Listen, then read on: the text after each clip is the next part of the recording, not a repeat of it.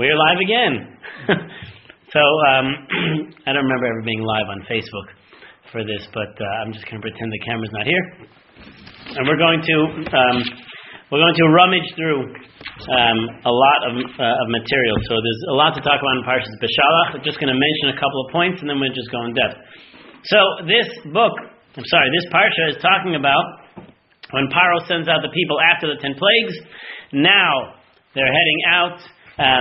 This is where the splitting of the sea is going to take place. This is when the manna is going to fall from heaven. And Amalek, the evil Amalek, the evil nation, is going to try to destroy the Jewish people.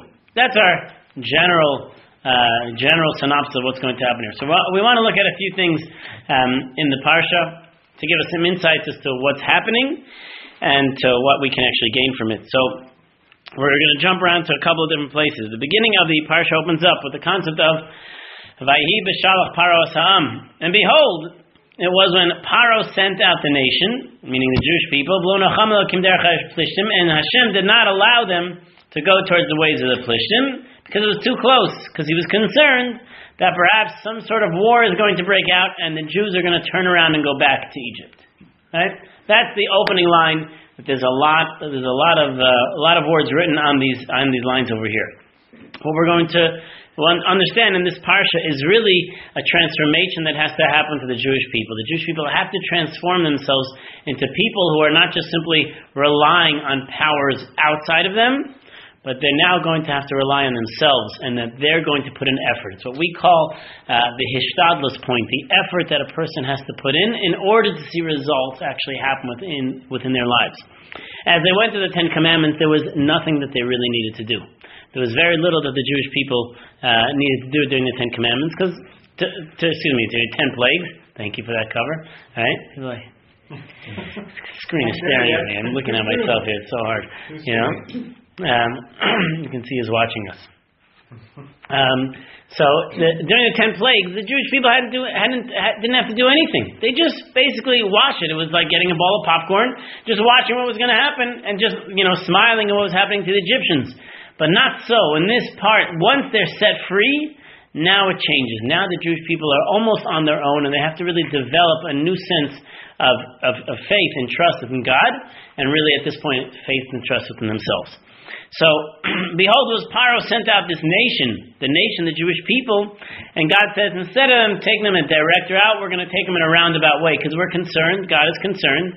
Well, when I say he's concerned, basically the verse seems to hint to this idea that God is quote-unquote worried, or he knows the way the people are acting, that if anything were to happen, any slight fear that they have, they're going to just turn around and try to head back to Egypt. Even though Moshe is leading them at the helm, they're just going to turn around and head back to Egypt. Even though Egypt is decimated, you need to get out of this place. Egypt, a place of ultimate impurity, in order to start your life anew. But this is a general fear that every human being has. You're going through a difficult struggle. You need to get a jump start to your life. Sometimes it's easier to just fall back on what we had before, and it's just natural for us. So the Jewish people are in that state right now, and God says, so therefore I'm going to send them in such a roundabout way that there's really no turning back. If they turn back, they're going to have to go in such a far out way that it's not going to work for them, and it's not even going to be an option. So they're going to have to push forward. So that's what the literal meaning of the verse is telling us over here. But what's amazing is that the Or Chaim explains over here that that's not necessarily exactly what's going on. There's something else that's really happening over here.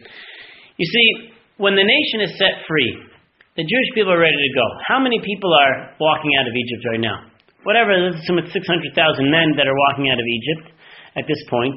And according to most of the commentaries, many of the Jews died in the plague of darkness. 4/5 of them died in the plague of darkness, right? So whatever that number would have been, let's say, how many? 15 million? Something like that. So now, these that are leaving now are 1/5 of the entire set of Jews that were in Egypt. So these are the quote-unquote righteous ones. These are the people that had the highest level of belief that actually wanted to leave Egypt, whereas others did not want to leave Egypt. And even when we ask ourselves the question, we say, really, 4/5 of them didn't want to actually leave Egypt? Is that really so? Well, you can think for yourself, is that possible? Think about this. Take, for example, America. of all the Jews that are in America, if Mashiach would come tomorrow, or somebody would come tomorrow and say, we're going to Israel, everybody, get your tickets, we got enough planes, how many Jews are going to say, no thanks, I'd much rather stay here? We'd say most. Most Jews would not be ready to hop on a plane and say, I'm going, right? It's unfortunate, but that's probably what you can possibly imagine. You think, no? I think most Jews that are loosely connected or barely connected would say, why would I leave? I love it here, right? But isn't it says that everybody's still going to find out the truth? So they're going to know the truth right away. So this might happen right before that. This would be right before that. Right before that ultimate truth is totally revealed to everybody. Also, something can come up. Yeah, something would come before that, right?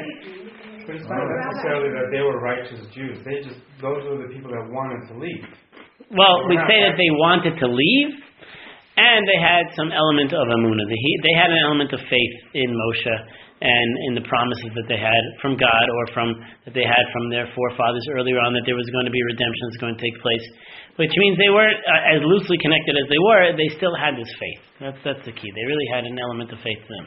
So, question: Why did they get killed? Actually, like why the extreme punishment? Which ones? The ones who died? So the ones who died, because of the fact that they were already totally removed from their Jewish experience. They had no connection to Judaism whatsoever. And what they were holding on to was a level of what many commentators would say is at least they had a basic level of faith. And that's what enabled us to be redeemed, that we had a basic level of faith in God, in Judaism, in the whole system. But these not only did not show their faith, they wanted to remain in Egyptian society. The Netziv points out that many of them had high-level positions, even though we know many of them as slaves, but there were a number of them that actually had high-level positions and did not want to leave. Maybe they were high-level positions in the slavery, maybe they were slave masters and the like, and they themselves didn't want to leave. They could not imagine themselves getting out of the rule of Pharaoh and into the rule of God, or have Moshe as their leader. So they weren't interested in this. They did not buy in to any of these things, even though they had just witnessed 7 plagues. At the 8th plague, many of them died out, because they still did not actually believe or want to continue in this. They weren't interested. They'd much rather stay where they were. That's the key. Okay, so it's not directly in the Torah. Well, all we know is that from the beginning of this over here, where it says that V'hamishim, they came out. The word, the way they left, was that they left either armed or they left as 1/5. So the wording that's in the Torah is that it sounds like they left as 1/5 of the people as they were before. And so the question is, left as 1/5, where were the other 4/5? So the Gemara says that they died in the plague of darkness. That's where they all died. So them not living actually, and when the Moshe told them to live, and they all witnessed all this, it's not dependent on the time that they miscalculated when it was saying 420 years, and they no, that was only Ephraim. That was the Bnei Ephraim. But Ephraim left 30 years before. So there was the Bnei Ephraim that were killed off. But these people saw that it's actually they have to live 210 years later, like they miscalculated the time. Ephraim, you mean?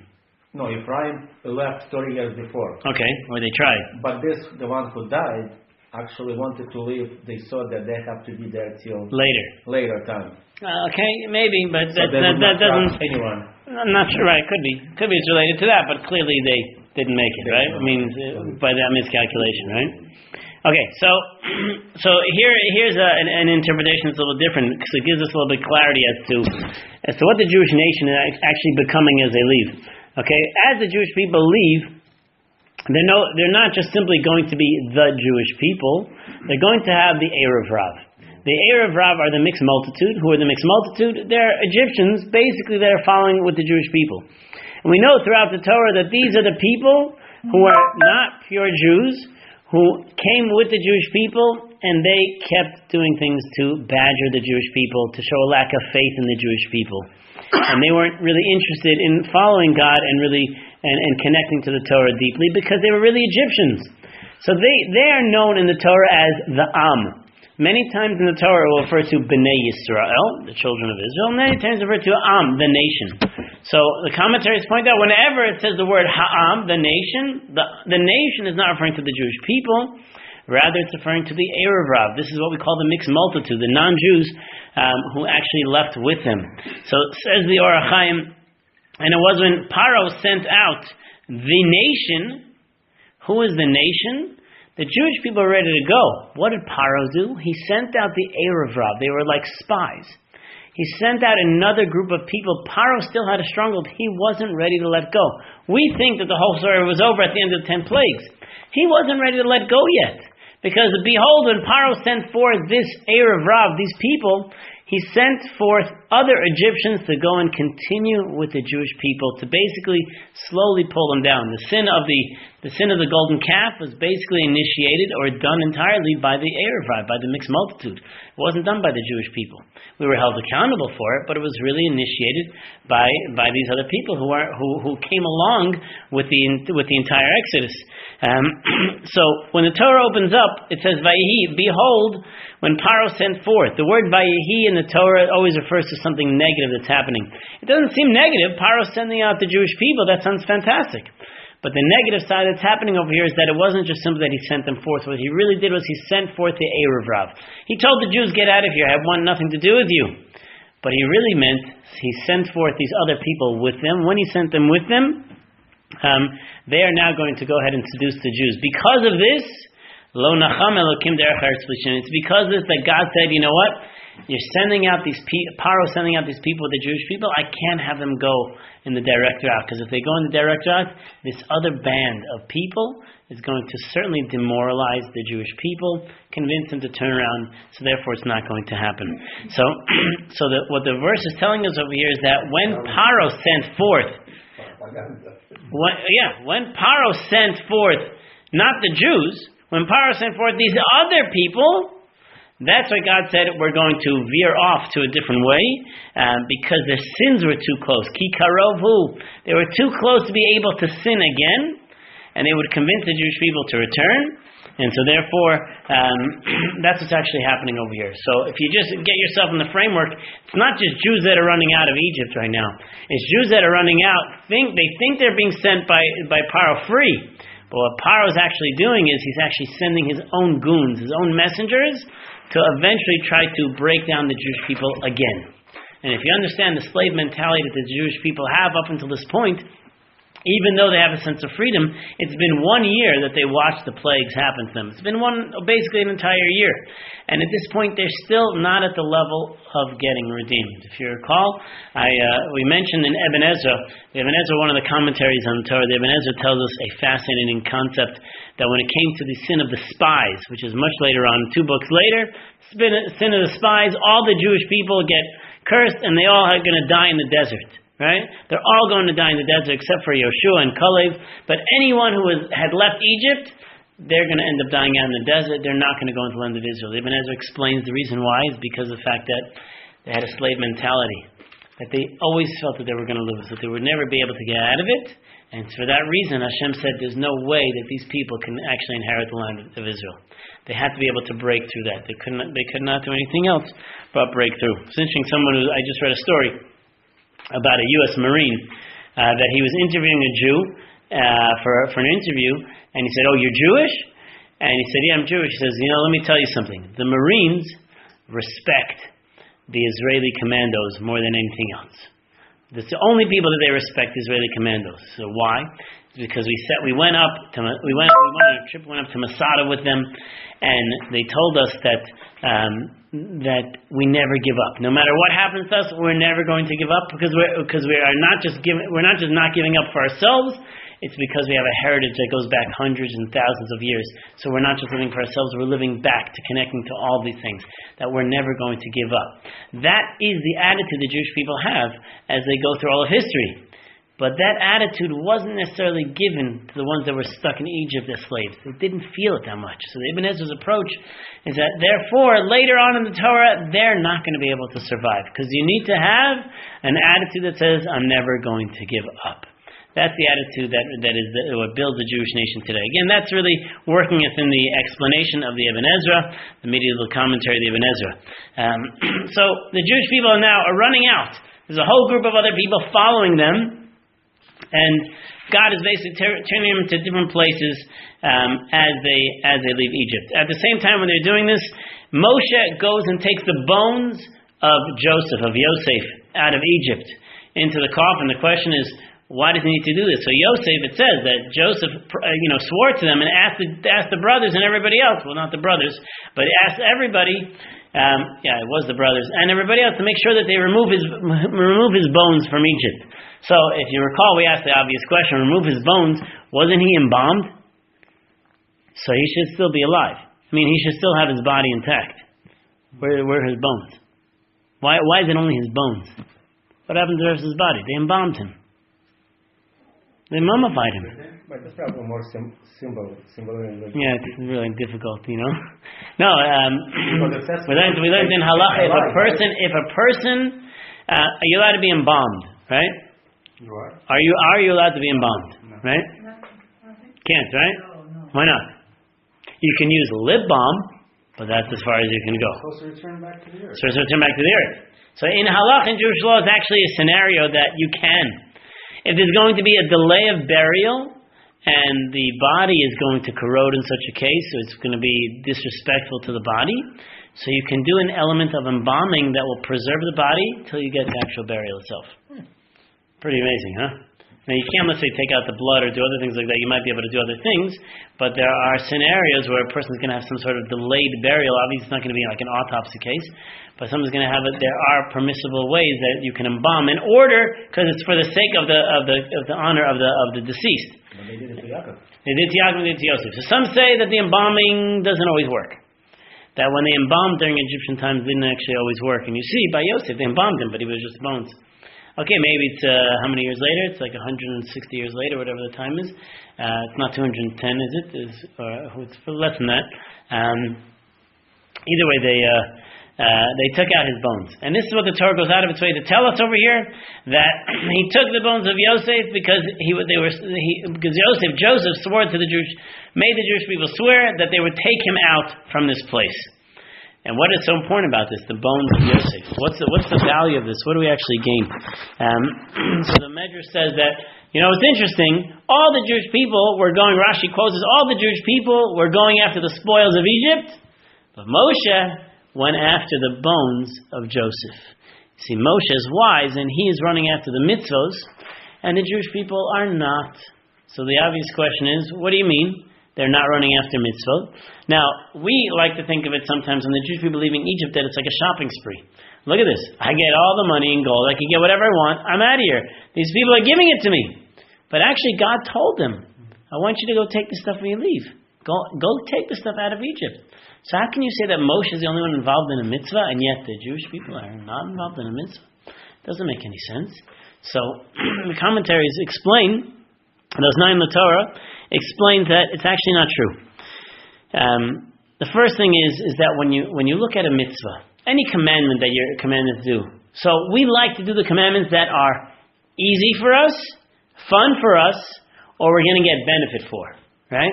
It's easy for us to give charity when we know we're going to get money back, right? Or it makes us feel good when the person appreciates the charity.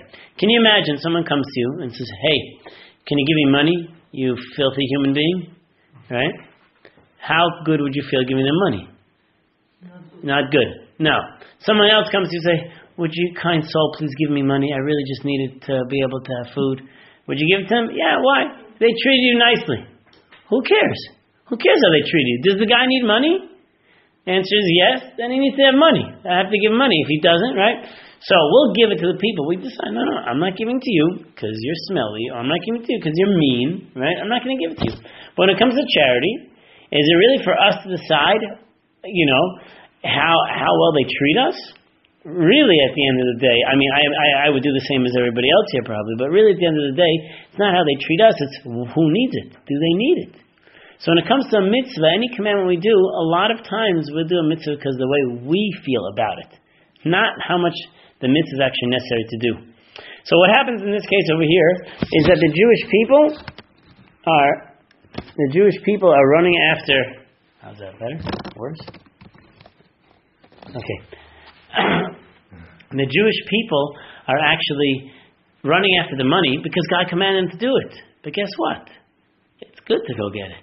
It's still a shopping spree. I'm excited to get that money. Wouldn't you be excited also? Like, no, God, you commanded me to do. What can I do? It's like you sit down to a Shabbos meal. No, what can I do? God, you commanded me to eat. I'm doing it for the mitzvah. That's why I'm doing it. Does it taste good? Oh, it tastes delicious. But I'm not doing it for me. I'm doing it for the mitzvah. But you see, the difference is that what Moshe does is that he goes for the mitzvah that has no benefit of his own. He has no benefit in this at all. He's grabbing the bones of Yosef because that's what they were asked to do. Whereas everyone else was doing a mitzvah that had a personal benefit. They had a personal desire in that mitzvah. Moshe chose the mitzvahs that shows I'm just doing it purely for the mitzvah's sake. Not that I'm going to have any other benefit in the interim. That's how we have to look at a mitzvah. So think about this. The next time someone comes to you, I wish I could say the same for myself. The next time someone comes to you and asks you for money and they're mean and they're rude, but they need it, give it to them and go, wow, that was so worth it. Because I got no benefit from that. I don't feel any better. I feel worse. Maybe they yelled at me. You know, they imagine you give them the $1, go, that's it? What kind of Jew are you giving me $1, right? Can you imagine that? Right? I've had it many times where, like, if you go to certain shuls, you have to give a certain amount. Otherwise, the rest is like in New York, you can give 25 cents. In LA, you can't give less than $1. It's, maybe because the cost of housing is so high here. But like in LA, you can't give less than $1. Cardboard, right? The tents are not cheap. But you can't give less than $1 in New York because there are like hundreds of people that come every day. In LA, there aren't. They're like 50. But you have to give $1. So when you give less, they're like, I guess I'll deal with it. I guess I'll deal. But they don't appreciate it. So imagine if you had to do a mitzvah in such a way where the other party really does not appreciate it at all, or does not show you that appreciation at all. And you're doing it purely for the sake of the mitzvah. That is an amazing mitzvah. Because you didn't get any personal gain from it, any personal benefit. That's how you have to look at it. Can you imagine that? That's like, I'm doing it purely for the sake of God. No other reason. It's hard. And you should not regret about it. And you shouldn't regret it, right? The second you start regretting, that's it. You lost the mitzvah. You're supposed to be giving money. Hey, you lowered it. You didn't lose it, but you certainly lowered it, right? Yeah. So the Zion of the Torah points out two other important things to know. One is that other nations are going to look at the Jewish people and they're going to say, what kind of Torah is this? This is impossible. You can't fulfill this Torah. There's so many laws. It's so difficult. How can these people do it? I don't believe them. I don't believe they can actually do it. And it's something that's inhuman to be able to do. It's superhuman to be able to do. And like the Torah commands you to control your desires, to not do certain things. It's not possible. So this is a remez, it's a hint. It's not necessarily something that is necessarily going to happen, but therefore he carries out the bones of Joseph. He's carrying the Aron. The bones of Joseph, or this coffin, is a reminder for the Jewish people and a lesson for everybody else. A reminder that, Joseph sat in Egypt in a place of pure promiscuity and under the being swayed many different times in many different ways. But we only know of the story of Potiphar's wife, where she tried seducing him. But when you're a viceroy, you have many opportunities to do whatever you want. And yet, he held steadfast to every part of his Judaism, and he did not sway in any of his taivas, his desires. That's why he's called Yosef HaTzadik. He's called righteous. There aren't others that are given this appellation, but the name righteous, tzaddik over here, is given because he's able to hold back his desires, specifically sexual desires, able to hold back on those areas. That's what gives him the title of tzaddik. So they carry these bones out to say, hey, you know where we're going? Wherever we're going to go, nations are going to look at us and we are going to question ourselves, can we fulfill this? Can we live up to the moral code of the Torah? And the answer is, Joseph did it while he was in Egypt, place of ultimate lewdness. Do you think we can? We can too. If he can, we can as well. So leaving Egypt, one of the primary things we need to take out are the bones of Joseph to teach us that lesson that, if he can do it, everyone else can do it no matter where you're going to be. So he says that's the second lesson that's learned. And the third lesson is that important lesson. And it's really that lesson that we perhaps struggle with just in our daily life. And that is that they as slaves are now concerned for themselves that there's no way that they can accomplish, there's no way that they can get out of that slave mentality, and that they were actually free men to be able to connect themselves to a loftier purpose. And then when they saw the bones of Yosef, and that's what the message is, when you see those bones and you realize that he's leaving with us, it's to tell us here's a man who was actually free. He's the man who defined freedom, and yet he devoted himself entirely to God, and therefore we can all do it. So Moshe was trying to teach the Jewish people that you have to break out of your psychological rut, that you're slaves, and that you can't accomplish anything, but no, actually you can still accomplish. So those are 3 lessons, says Razal Mitzroskin as Naim Latorah explains this idea again, just to remind us, is 1 is that Joseph can control his desires. 2 is that, actually skipped 1, but we'll do that. But the first one we said was purely for the sake of a mitzvah. When we do a mitzvah, we do it purely for the mitzvah's sake, even though we may not feel great at the end of the day with it. And therefore it's an important lesson for us that when we're faced with a mitzvah that we don't want to do and we go ahead and do it anyway, that's where you see real benefits. That's where you see the major benefits that a person is going to have. As they are leaving, you want to fix that? Yeah, let's see how that goes. One person. How long Yosef was buried? Well, from when he died, there were slaves, 200 years, right? That's what it seems, right? Is that Albert? He's not watching his daughter's recital? We were in Vietnam and we find out they bury people like in a regular coffin and they put on the ground for 5 years. 5 years. After 5 years they take it and son or relatives they take flesh from the bones.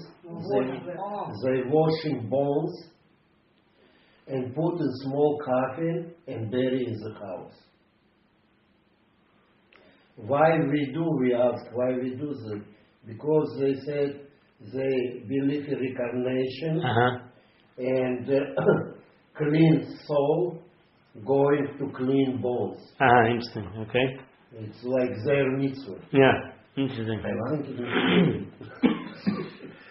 Interesting, yeah. The people that eat dogs. I don't know why. I'm not sure dogs are any less non-kosher than camels or but dogs are cute. Or pigs. pigs, right? Okay. Okay. So where I want to jump to right now is we're going to go to this point of the splitting of the sea. This is the main crux: is the splitting of the sea. And what happens over here is that the goal, what God tells Moshe is, listen, what the Jewish people are going to experience is unbelievable. But what the ultimate goal over here is that the Egyptians should see that I am God. That is the goal of God now splitting the sea for the entire world, right? The Jewish people, we think is going to walk through, that's the goal. It's for us. But at the end of the day, that's not what God says. And I just need to find the verse over here. The Chizak is like Paro. It's in 14:4. Yudal Dalad. I'm going to strengthen the heart of Paro, and he's going to chase after you. And I'm going to make it difficult for them and all chariots. V'yadu Mitzrayim, and Egypt is going to know Ki ani Hashem, that I am God. That's the goal over here. Egypt needs to know that I'm God, not the way we always understand that it's for us. But we'll see. Then again, the transition happens as well. So Paro finds out that the nation has run out, and he turns and he chases after them. Okay, we're skipping ahead. The Jewish people now are concerned because now they see Egyptians are behind them, and they see a sea in front of them. Vayomru al Moshe, they cry out to Moshe. They say to Moshe, "Hamabli ein kvar b'Mitzrayim? Are there any graves in Egypt that you had to bring us out here to die? Why did you do this to us? How could you do this to us? Imagine, you're Moshe, you're leading the Jewish people out, you know that God's in control, and yet now you're just dealing with people that are nagging you. They're bothering you. What? You had to kill us over here?" So commentaries point out over here, by the way, this is where Jewish people have some of their humor from. The Jews are generally sarcastic in their humor. This is one of a few points within the Torah that there's sarcasm. I'm looking at your ear. Right there, right? This is one of the times that they prove that the Jews are sarcastic over here. Can't stand looking at my face. That's why I was just staring at myself the whole time. That's a good idea. I can give a share to myself. So, yeah, I was looking at you, right? This is one of the places that says, what, are there no graves in Egypt? Well, you had to kill us over here, Moshe, right? Like they're joking, right? So commentaries point out that this is one of the ways that they break tension. That one way to break tension is to use your angst, your bother about something in the form of some type of a joke to get back at Moshe Rabbeinu. But this is not the first time they do this. And it's almost like this is the way the Jews have their intellect is so powerful that even in the most difficult times they're using some element of sarcasm or humor. I don't know if we call it humor over here, but it's some sort of sarcasm that they're using to either somewhat diffuse the situation or like get back at Moshe. Like, what? No graves in Egypt? You had to bring it over here? You know? Moshe knew that in the beginning when Hashem reached out to him saying, I want you to go and free my people. He knew that. Didn't he ask, are they deserving of being right? I mean, first of all, he said, "Who am I?" Okay, fine. To go in front of Pharaoh. But there was no sarcasm there. No, well, I mean, he had a speech impediment. He actually was asking, "Who am I?" To Correct, go in front of Pharaoh. But he also was saying that the Jewish people were not worthy of being saved. Redeemed, right? Yeah. Right. But Hashem says, yes, they are, because what's going to happen is they're worthy of being redeemed seemingly for the future, but also because of the fact that we know they have this emunah, this faith, this deep-rooted faith within them. That's what they have. Right. But it turns out that they all died out in the desert, and it's the future generations that But those same people that died out in the desert are the same and only people that received the Torah. Right. So that was necessary also. Sure, yeah, it wasn't necessary to take them out, even though they didn't deserve it. But for the future, this had to be done. Okay. Yeah.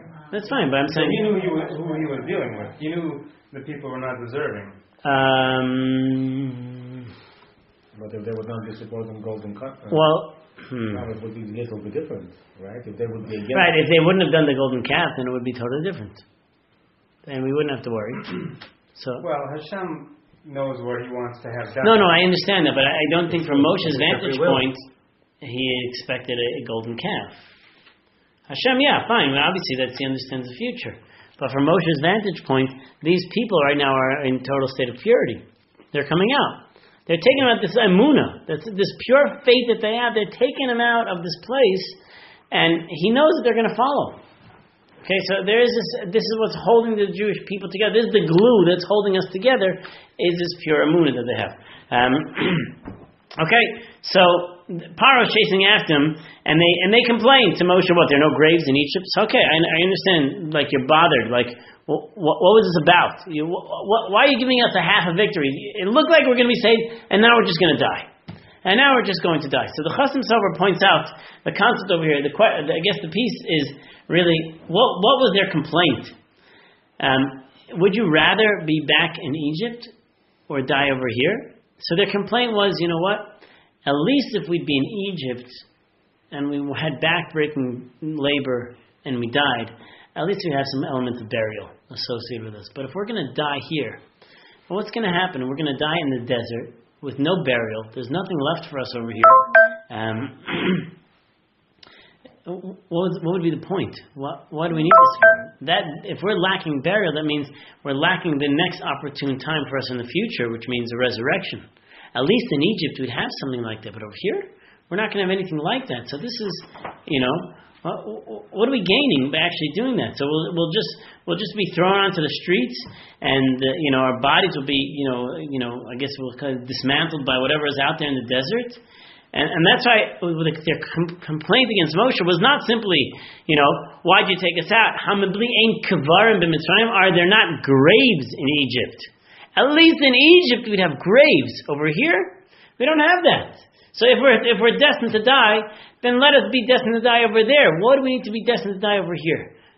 We're in a worse state. We're in a worse state if we're going to be over here and we're going to have to die. So that's part of the complaint that they have. So Moshe turns to them and he says, no, God has told you, Al tiro, do not fear. What happens? Hisyatzavu, you're going to stand, you're going to see what? Low battery. You're going to see the salvation of God at this point, that God is going to do for you, and you're never going to see that again. Well, I'm sorry. The way you have seen Egypt today, you will not continue to see them again. Okay? So he now gives them strength, and he says, no way, we're going to get through this, don't worry about it, we're going to be fine, we're going to get this whole thing. Hashem is going to fight for you, and you're going to be silent, you're going to watch the whole thing, it's going to be amazing. And then, the verse says, and God turns to Moshe, and he says to him, why are you crying out to me? Tell the Jewish people to go forward. So, what happened over here? Moshe is giving them a pep talk. He says, it's okay, we're going to make it. You're going to be silent, everything's going to go, you're going to see the hand of God through everything. And God turns to Moshe and seems to be yelling at him. What are you doing? What are you crying out to me for? Tell the Jewish people they need to go. Here's the transition. Here's the transition that changes the Jewish people. And this is going to be the Jewish people that once were. It's going to be a different format of the Jewish people. These Jewish people are now going to experience something they never had before. And that is a miracle happening on their behalf. For them, because of what they've done. Previously, they didn't experience that, and this is going to be part of the lesson they're going to learn through these days. Is these next few days, what they're going to learn this lesson is that you're going to have to put a little bit of effort in order to see results in the miracles that Hashem is going to do for you. So what happens? Hashem says to Moshe, what are you crying out to me for? Speak to the Jewish people and they should go. What do you mean, why are you crying out to me for? First of all, we don't see anywhere that Moshe was crying out, number one. And second of all, aren't they supposed to be praying now? What's happening? Right now, there's a band of Egyptians, there's massive armies chasing after them. In front of them is a sea, raging waters in front of them, and they're not supposed to cry out? So what's the story over here? Let's take it from the audience. What's the story over here? You're not supposed to cry out? No, I don't get it. The story is that God should not be doing this miracle on behalf of them. Well, I think he wants to show that he's doing this miracle, for the Egyptians, right? So the Egypt should recognize the God, right? They don't want Moshe to be, because all the 10 plagues, Moshe was in charge, and Aaron, Moshe was basically whispering Aaron's ear, and the 10 plagues happened. I think he wanted to show that Hashem's in charge here. It's not because of your prayer that I'm doing this. I'm in charge. Let everybody see that I'm in charge. Okay, good. What do you want to say? Nothing? He said what you were going to say, right? Exactly. Yeah. Okay, so how do you translate? Trust in God, but do your effort. Do your effort, right? So what's interesting is that the Chasam Sofer gives one approach, and he says, the way we read it is, Ma tetzakle, why are you crying out to me? Speak to them to go. The Chasam Sofer reads a little differently. Moshe just said like this to them. Moshe said, Hashem is going to fight for you, and you are going to be silent.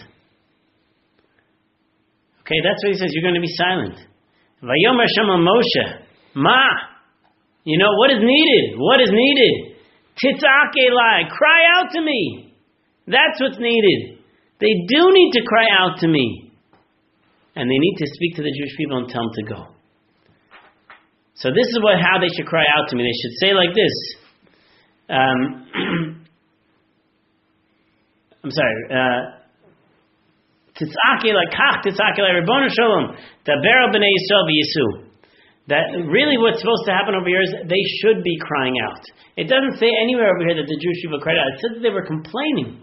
And Moshe said, no, don't complain. You're going to be silent and Hashem's going to take care of you. Says the Chasam Sofer, what God wants them is, no, I don't want you to be silent right now. I want you to actually cry out, but more than just cry out, v'yisa'u, I want you to actually go forth. That's what's going to happen to the Jewish people. The Jewish people need to push themselves to be able to create that miracle that's going to happen on their behalf. And that pushing themselves is so. They're going to have to actually go forward. They need to be worthy of having some salvation for them. So the Shla points out this idea that the Jewish people at this point were not worthy. As we've said, they've all been slaves. They've been worshiping idols at this point. They need to do something to have their salvation. So they had to go through the water before it splits. Before it splits. Why? Because if you walk through before it splits, then now you're putting yourself in a certain element of trust.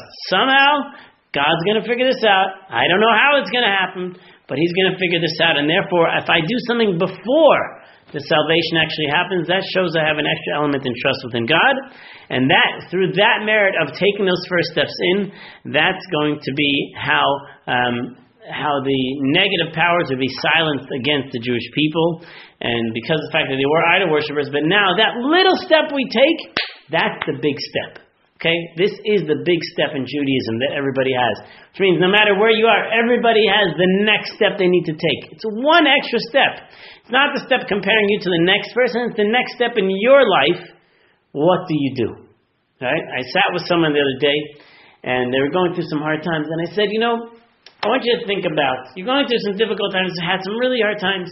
What thing do you think you could do, which is a little bit hard for you to do? It's out of your comfort zone, but you're doing it for the sake of God. And maybe by doing that for the sake of God, you're going to create some extra merits for you, then you're going to be able to get your own salvation, be able to get freed from that difficulty you're going through. Because you have to find the one thing that pushes you beyond. And that's what God wants the Jewish people now to recognize for themselves, that you're not going to be living in pure freedom, even though you're going to walk through the desert and food's going to be dropping and you're going to have whatever you want at all times. It's going to look like that. But right now, to be worthy of that, you have to show that there is another level that you can go that's actually going to get you to that next level. I need everyone to go a little bit more. I said this as an individual. Just take one step forward. One step forward. They weren't ready for that yet. Why should I take another step forward? I'm in my comfort zone. But if we show that we want to go one more step forward, then God says, I'll open up the path for you. I'll split those waters for you.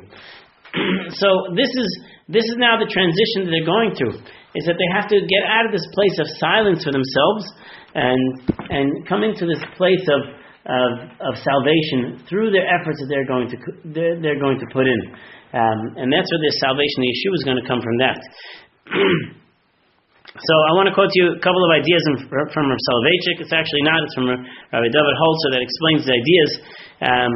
That we mentioned this idea that the sea is going to split for the Egyptians. That's what God says. I'm splitting it for them so that everyone will know that I'm God. Why are these miracles happening? These miracles are not only happening for you. A lot of times in our own lives, in Jewish people's lives, for the mass of Jewish people, say, why are these miracles happening for us?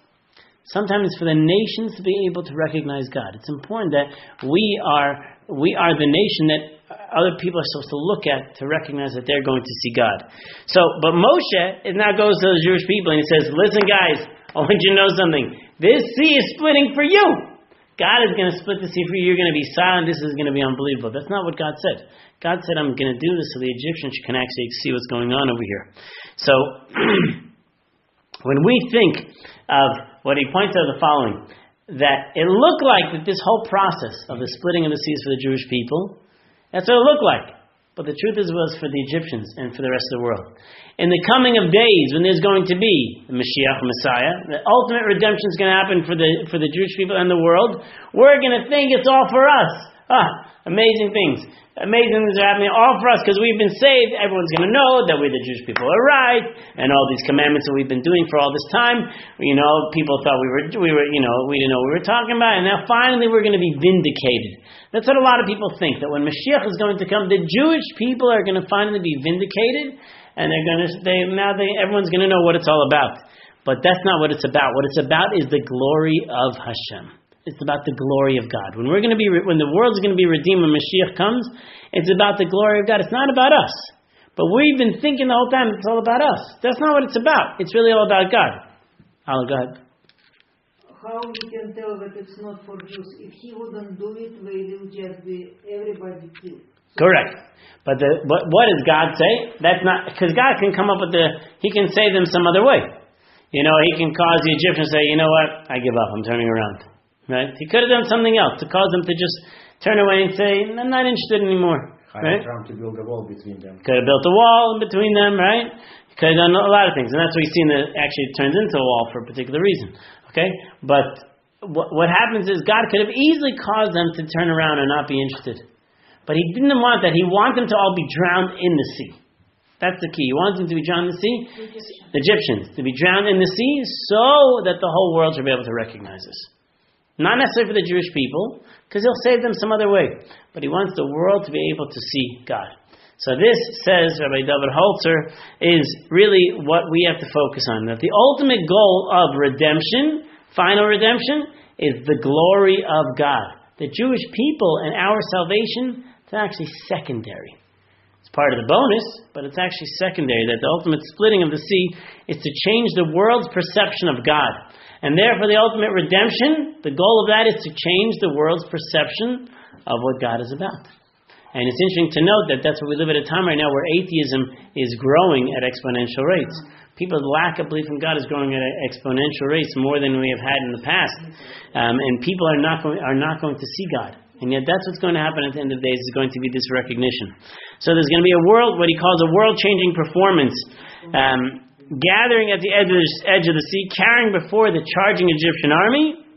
We, the Jewish people, were focused on ourselves. We were egocentric, and we were only concerned about ourselves. How are we going to get out of this? What's going to happen to our lives? How are we going to live? I can't believe all these things are happening to us. And then Moshe says, you're going to see the amazing thing that God is doing to you. But the whole point is that's not really what it's all about. Once we actually saw the miracles of the splitting of the sea, then what happened? We say, wow, it's unbelievable. Our perspective changed once we saw it. Because it wasn't only about us. It was about what actually happened to the Egyptians. That there was a greater purpose over here. They realized when the sea actually split and they went through it, that they realized the main purpose was to make God known throughout the world. And that then made the Jews depressed. What happens is they go through the splitting of the sea. According to the Medrash, it splits into 12 different lines or tributaries, right? And their walls come up in between.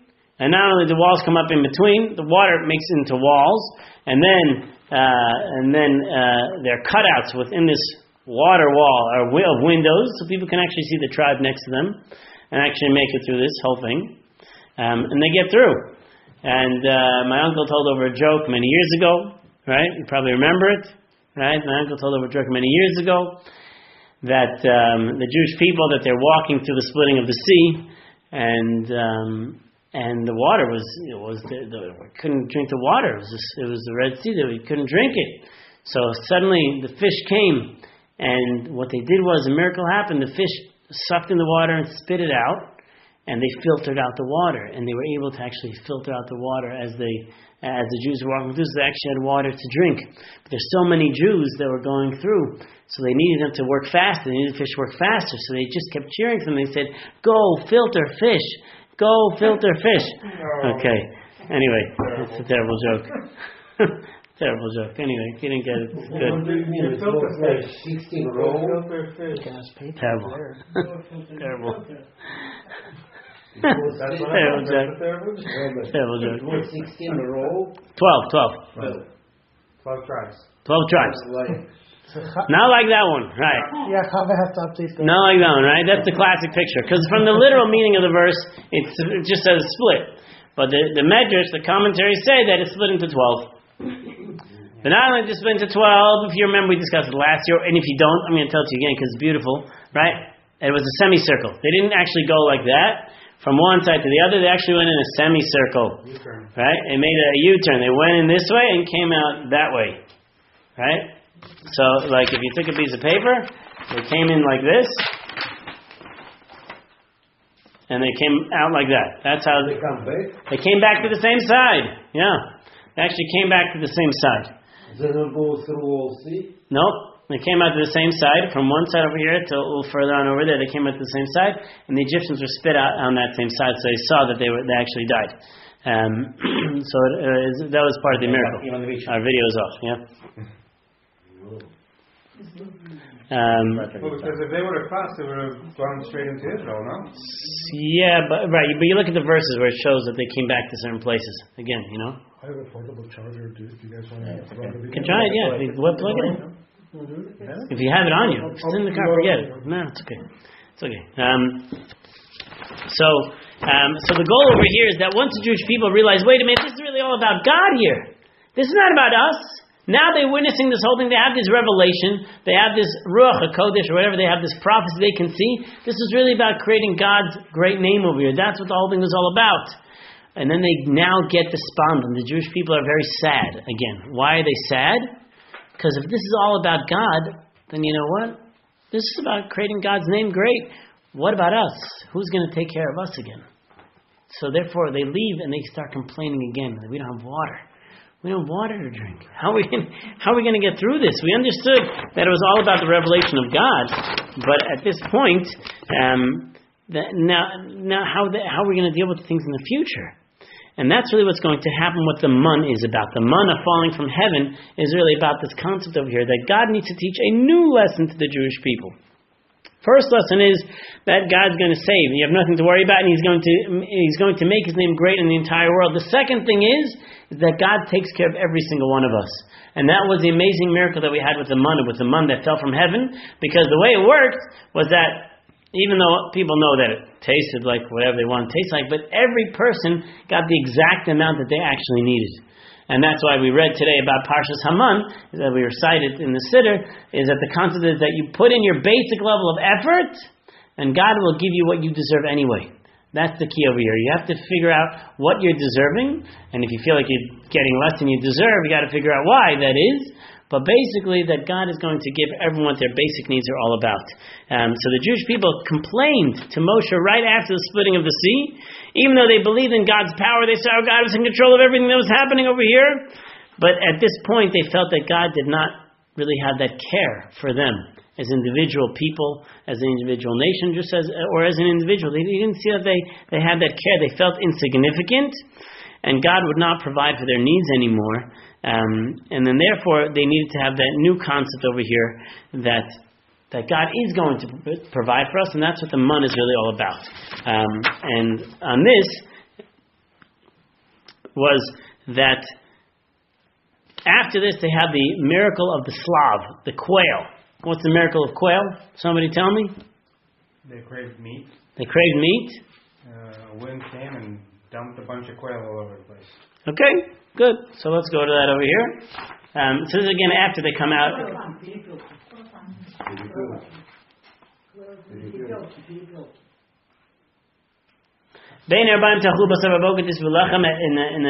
the evening they're going to eat meat. In the morning they're going to have bread. And now the Jewish people are going to know that I am Hashem, their God. So there's a splitting of the sea that's going to teach the rest of the world about God, and now there's the feeding of the individual that's going to teach the Jews about God in a different way. So in the past, what they've seen now is the majesty of God, God's might, how strong He is, how He can do all these things, and now they see a different side, and that is the care. The care, the way God takes care of the Jewish people on the very specific needs that they have. And this was the favor, as he points out, Rav David Holtz, he says, that by this point of offering this meat, he's not doing it to make his name great, he's doing it so they should know God. What does it mean to know God? That you have a relationship with God, that He cares about you and He's going to take care of your every need. If you think that you're taking care of your needs and God's not, then you don't have a relationship with God. So this was the favor that He had done for the Jewish people. Once the Jewish people realized that God was serving their needs, they could appreciate retroactive that everything He did in Egypt was for their sake. So they needed to have this experience of the quail, of this incident over here, because they needed to look back and go, now I get it. Now it's all coming full circle. That which happened then, all the plagues, all the difficulties, now which happening now that, you know what, He was taking care of me the whole time. And that was the important lesson that the Jewish people needed to have as they got to this point of the slav. The mun and the slav, this was like the culmination that said, wait a minute, I learned that I have to put in my effort, but at the same time that God is really taking care of every single thing that I do. And that's when they understood why God actually took them out of Egypt. Not when they left the sea, but when they actually started being fed by God, that's when they actually felt, now I get it. Now the whole thing's making sense to us. And this is what's going to happen by the end of days of the redemption. By that time, that's when we're going to see of all difficulties the Jewish people have gone through for years and for decades or for thousands of years was for a particular purpose, and it's going to actually make sense.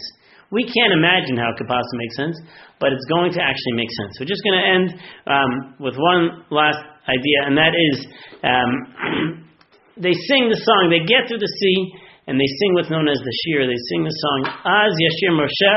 This is the song that Moshe and the Jewish people are actually going to sing. It's that ultimate song that is going to be sung in the future as well, or it's a new song that's going to be sung in the future. And one of the lines that they say is, Azzi v'zimras kavahi lili shua. Azzi, the God's might, and the efforts that God puts in, the strength that God puts in, that itself is going to be my salvation. See, what they understood before was that there's a God of might, and we can't imagine how that same God of strength, of destruction, is going to be that same God of compassion, of salvation. And what they witnessed when they went through that experience of the splitting of the sea is that salvation that they had, the things that they were needed the most, actually came through with might. And this is a strong message the Jewish people needed to have at this moment, was to be able to see this particular concept. And when we see destruction, sometimes destruction has another power associated with it. There's some element of building that's going to happen there as well. The Jewish people saw this, and they were able to say, like, wait, the same God who creates destruction is the same God that actually creates salvation at the same exact time. And they experienced and they witnessed what happened to the Egyptians, and that when they were actually saved. And this is really when a lot of times people struggle with this area. They see God as either loving God and can't do any harm, right? And therefore they have difficulty when they see bad things happening in the world because of the fact that God's so loving. So there must be some other power that is in control. And we say, no, that's not true. That same God that's loving is also the same God that can wreak havoc and take vengeance. And we have to see as a Jewish people that this is what it's all about. We've explained in the past this concept that the tefillin is the box that goes on top. It continues a strap over here around the head and comes down as two different straps. And the two straps, when we see it, we look at two straps over here. One represents kindness and compassion, and the other one represents judgment. And when we look at this world and we look down, because the box that's on top, we don't see what's on our head. We look down and we see two different ways that God runs the world: compassionately, and sometimes as justice, so where people die and bad things happen. And we look and we say that these things look like they're two different strings. That God runs the world sometimes this way, sometimes that way. But we're reminded as we put tefillin on our head that these two straps actually go back to the back of our head and they tie a knot together. And they come around in one circle. They're really one string that comes down to the bottom. So what we see in this world is two different facets of God, or sometimes good, sometimes bad. It's really one God that's doing all of this. And that's part of the lesson that we have to remind ourselves on a regular basis, that there's going to be bad, there's going to be good you're going to see in the world. It's all God. It's all God, and that means just building our faith, building our strength in God, knowing that He has a plan for us, He has a purpose, and we need to just jump on that bandwagon and go through that sea as that thing is about to split. Because that's where our salvation comes. When we put in our little efforts, we're going to see the major changes in our lives, and we're going to see God's hand in everything that we do. That's where we're going to stop over here. Any other questions?